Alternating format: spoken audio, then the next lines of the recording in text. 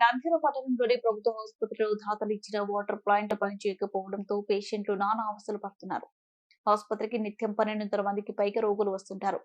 Hospital ఆవరణలో ఉన్న బయట మంచినీటి అవసరాలు తీర్చేందుకు ఏర్పాటు చేసిన కుళాయిలు చుట్టూ మురుకు నీరు నిల్వ చేరింది. దీంతో ముక్కు మూసుకొని నీరు తాగాల్సి వస్తుందని రోగులు వాపోయారు. ముందుగానే హాస్పిటల్కి వచ్చేది రోగులు అక్కడ చూసే అపరిశుభ్రత, దుర్వాసన, అక్కడే పేషెంట్లు వాంతు చేసుకుంటూ లేనిపోని రోగాలు వస్తున్నాయి. ఇప్పటికైనా అధికారులు స్పందించి మెంటల్ వాటర్ వద్ద శుభ్రం చేయాలని పేషెంట్లు ఆవేదన వ్యక్తం చేశారు. అదేవిధంగా ఆసుపత్రిలో ఎండిన చెట్టును తొలగించాలని రోగులు వారి సహాయకులు కోరుతున్నారు. వివిధ వైద్య సేవలు నిమిత్తం ఇక్కడికి వచ్చేవారు ఆసుపత్రి ఆవరణంలో ఉన్న ఉచిత మెంటల్ వాటర్ ప్లాంట్ దగ్గర నీటిని తీసుకెళ్తుంటారు. దీని పక్కనే ప్రమాదకరంగా ఎండిన చెట్టు ఉండటంతో దీన్ని తొలగించాలని కోరుతున్నారు.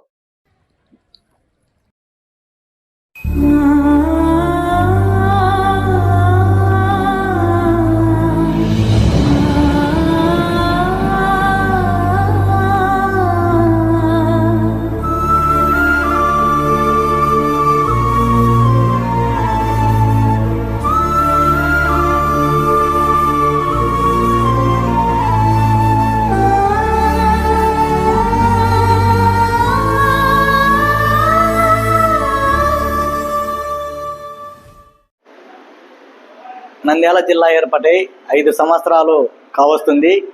జిల్లా జనరల్ ఆసుపత్రిలో ఎలాంటి సౌకర్యాలు, మౌలిక వసతులు కూడా నోచుకోవడం లేదు. పేరుకేమో జిల్లా జనరల్ ఆసుపత్రి, అక్కడ సమస్యలన్నీ విలయతాండవం చేస్తున్నాయి. ముఖ్యంగా ప్రజలకు కనీసం మౌలిక వసతి అయినటువంటి త్రాగునీరు సౌకర్యం లేకపోవడము చాలా దుర్మార్గము.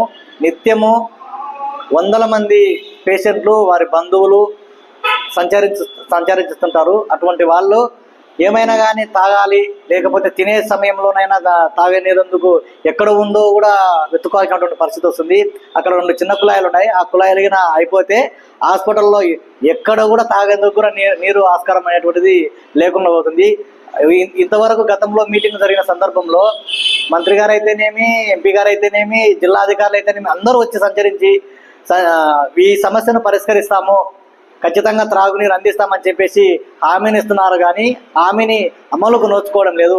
ఇప్పటికైనా కానీ అక్కడ పేషెంట్లు వస్తున్నారు, అక్కడ ఓపీ తీసుకొని డాక్టర్ ఇచ్చినటువంటి ట్యాబ్లెట్ వేసుకోవాలంటే కూడా మంచినీళ్ళు ఎక్కడుందో అంతూ చిక్కడం లేదు. కాబట్టి పేషెంట్లను కాపాడాల్సినటువంటి కనీసమైనటువంటి మౌలిక వసతి కల్పించని మహాప్రభుని ఆ పేషెంట్లందరూ విన్నవించుకుంటున్నా కూడా అధికారులు కానీ ప్రజాప్రతినిధులు కానీ పట్టడం లేదు. కాబట్టి ఇప్పటికైనా కానీ ప్రజల బాధను ఆలోచన చేసి వాళ్ళకు త్రాగునీరు సౌకర్యం కల్పించేలా చర్యలు చేపట్టాలి.